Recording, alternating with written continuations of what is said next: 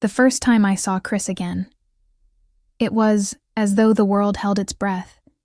He stood just inside the doorway, a shadow framed by the last golden rays of the sunset that poured through my kitchen window. The light haloed around him, casting his form in, an ethereal glow, his silhouette sharp and unmistakably familiar for a fleeting moment. It felt as if time had folded in on itself, collapsing. The years between us. 17 years had passed since I'd last looked at him. Like a puzzle PCE that was both fragile and dangerous, something I once held close, but knew I couldn't keep, and yet there he was standing in my home, a man now, but still carrying the faintest echo of the boy I had once known. I had adopted Chris when he was just a troubled teenager, barely on the edge of adulthood. Back then he was wild, restless, trapped in a storm of his own making. But beneath that rough exterior, I had seen something in him that others hadn't. Maybe it was a spark of hope, or maybe it was the sheer need for someone to guide him out of the chaos, whatever it was. I reached out, took him in, and tried to steer him away from the wreckage of his past. But life has a way of rewriting stories, and as the years passed, our paths drifted apart. I hadn't heard from him in what felt like forever until today. "Vanessa," he said, his voice low and smooth, stepping into the room with the ease of someone who had never left. The change in him was immediate. His voice was deeper now, richer, tinged with the kind of self-assurance that came only with age and experience, but his eyes, they were the same, still sharp, still calculating, always full of that quiet mischief that had unsettled me even when he was younger. There was a new slowness to his movements now, a calm confidence that hadn't been there before. This wasn't the lost, uncertain boy I'd once known. This was a man fully formed standing before him, and something about it made me uneasy. I swallowed hard, trying to find my footing in the sudden rush of emotions. My fingers gripped the kitchen towel and my hands a little too tightly. "Chris, I didn't expect to see you," I managed to say, my voice betraying me. With its tremor, his smile was knowing, as though he'd been anticipating my reaction. "Thought I'd drop by just for a day." The words lingered in the air, like a challenge. Just enough time to stir up memories and leave me with questions that would never be answered. I didn't know what to say. To that a day he disappeared for years, without a word. And now he was here, standing in my kitchen, as though no time had passed at all. His presence felt like an intrusion, and yet it was something I couldn't quite push away. I motioned for him to follow me to the dining room, the weight of his gaze on me as we walked each step, feeling heavier than the last. He didn't miss a single detail, his eyes tracing every movement, every shift in my posture, like he was reading me, searching for something I wasn't sure I was ready to give. I tried to ignore the way his stare made my skin prickle the way it made, my stomach twist with unease sit. I said, my voice firmer than I felt, as I pulled out a chair for him. "You must be hungry." He didn't argue, his smirk curling at the corner of his lips as he took a seat. Dinner was simple: roast chicken, vegetables, something warm and familiar, a quiet comfort in the midst of everything that had changed. But every time I glanced at him, I felt the weight of his eyes on me. It wasn't the gaze of a son looking at the woman who had raised him, but of a man studying a woman. A look that made my pulse race in ways I hadn't expected. It made my stomach tighten, and I found myself wishing I could escape the intensity of his attention. He talked about his life, business ventures, places he traveled, experiences I could only imagine, but it wasn't the words that unsettled me. It was the way he spoke, the way his voice dipped when he mentioned certain things, as if he were letting something slip, something hidden beneath the surface. There was an edge to him now, a raw confidence that I hadn't seen in the boy. I had once known a self-assurance that bordered on arrogance, and it made me nervous in a way I couldn't explain. As dinner continued, we lapsed into assonance.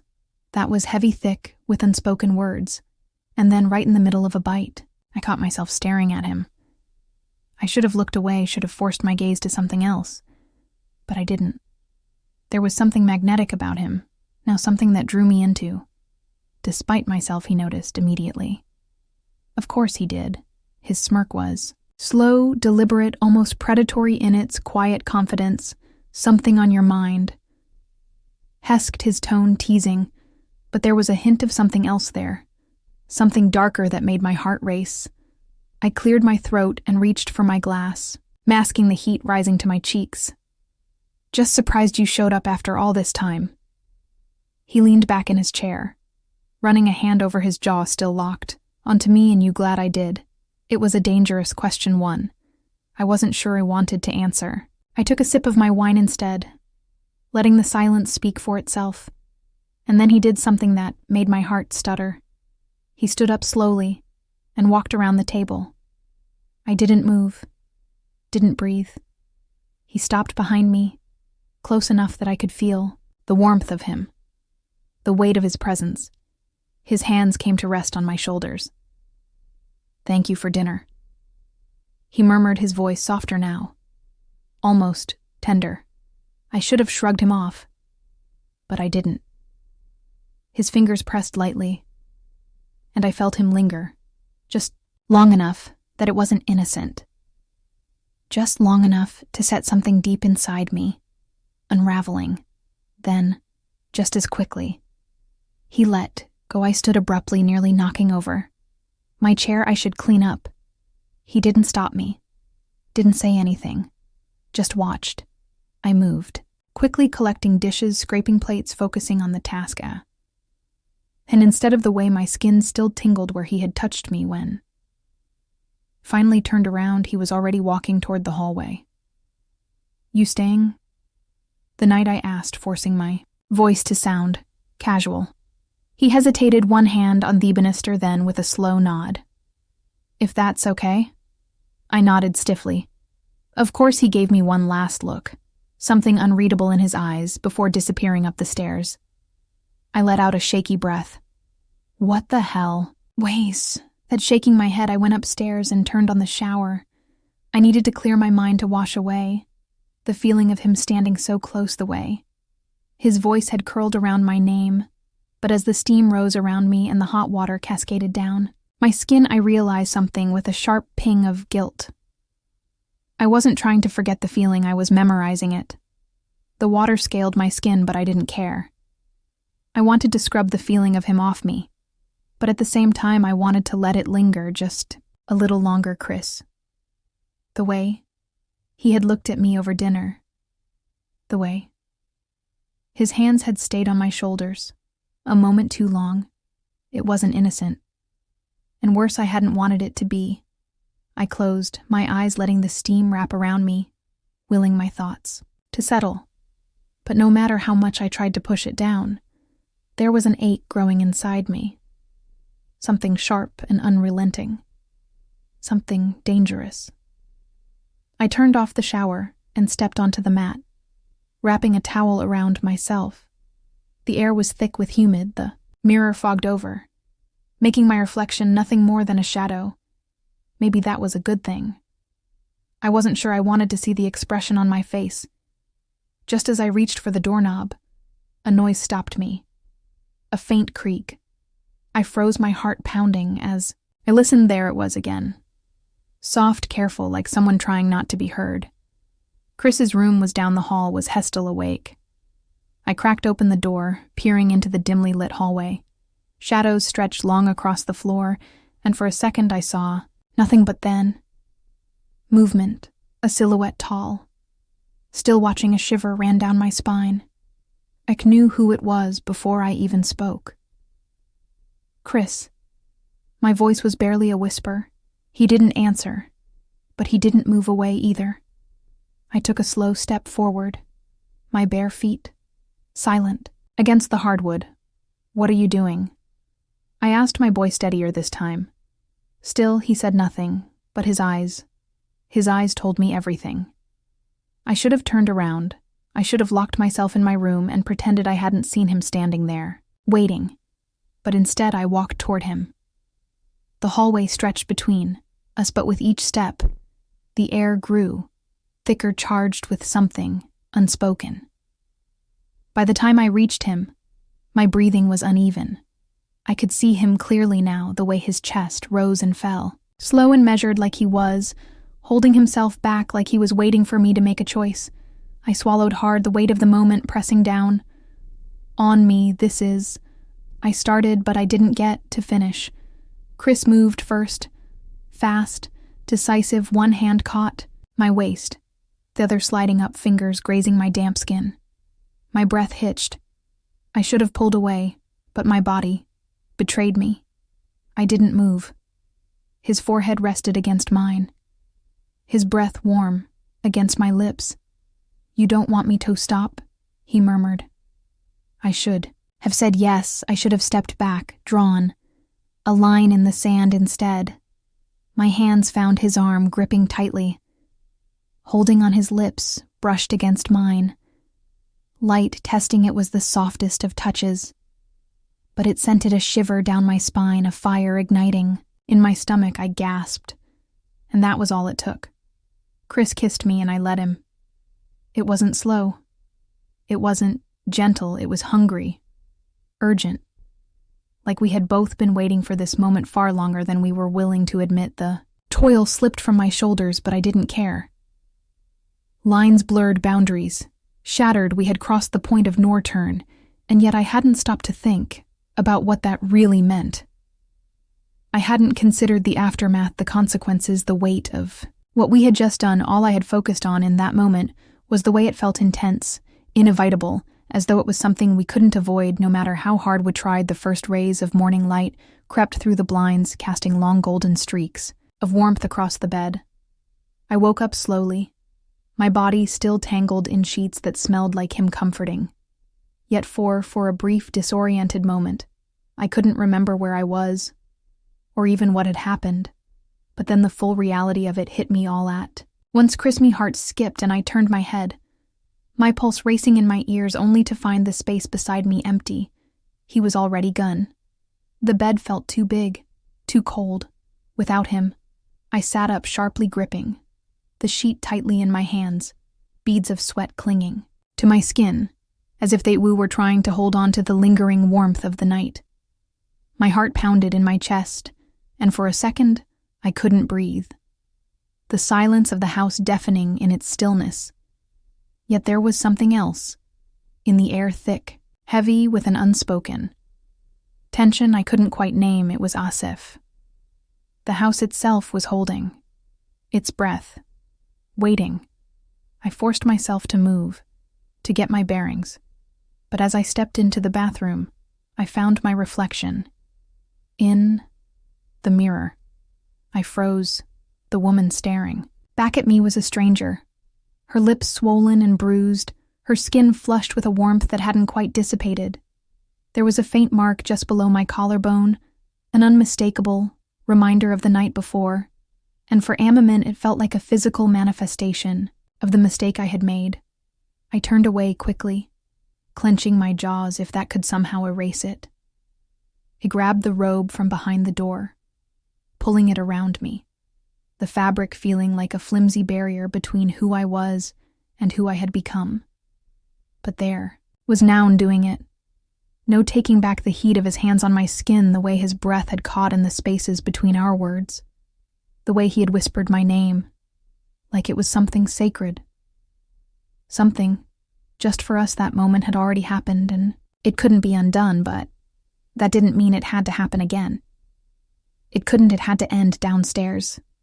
The smell of freshly brewed coffee hung in the air, the scent warm and inviting, like nothing had changed.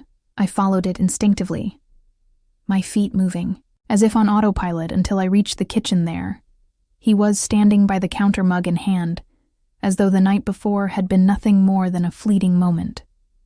But I knew better. Everything had changed. Chris looked up when he heard my footsteps, his eyes flicking over me with an unreadable expression, taking in the way my robe was cinched tightly at the waist, the way I kept my arms crossed over my chest like I was trying to hold myself together.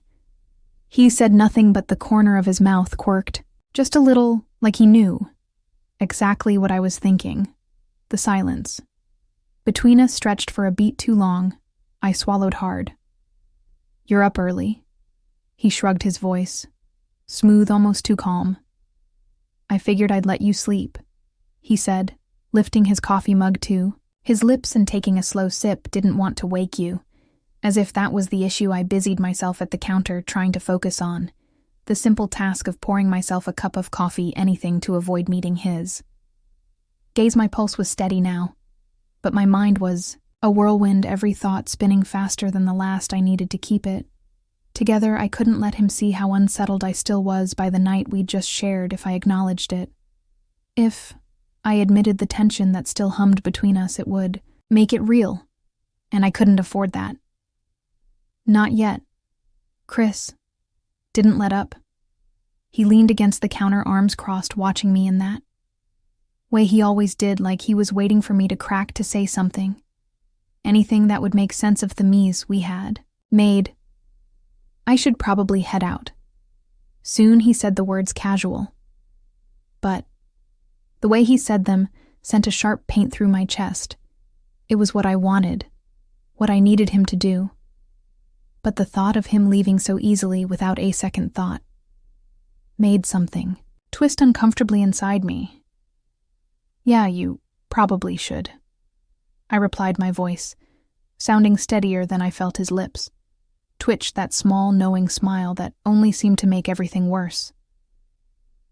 Vanessa, the way he said my name, low intimate, had the same effect on me as it always did, like a spark to dry tinder is stilled as he reached for my wrist, his fingers grazing my skin with a tenderness that made my breath catch. Just like that, I was right back where we started, in the same place we had been. Before, caught between wanting him and knowing it was wrong, you're thinking, too much. He murmured, his voice soft but firm.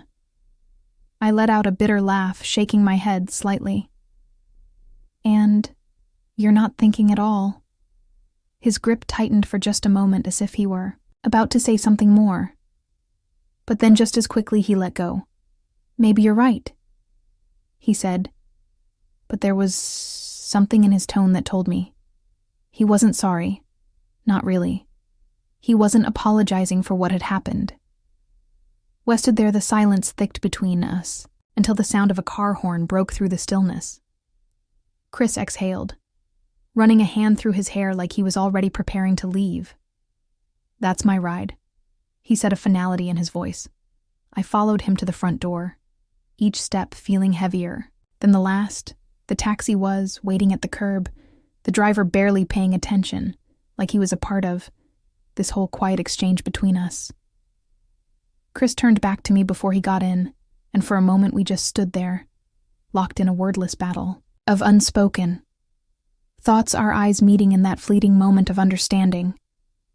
Then, without warning, he reached for me fast, his hand cradling the back of my neck, with a suddenness that took my breath away before I could even process it, before I could pull away his lips.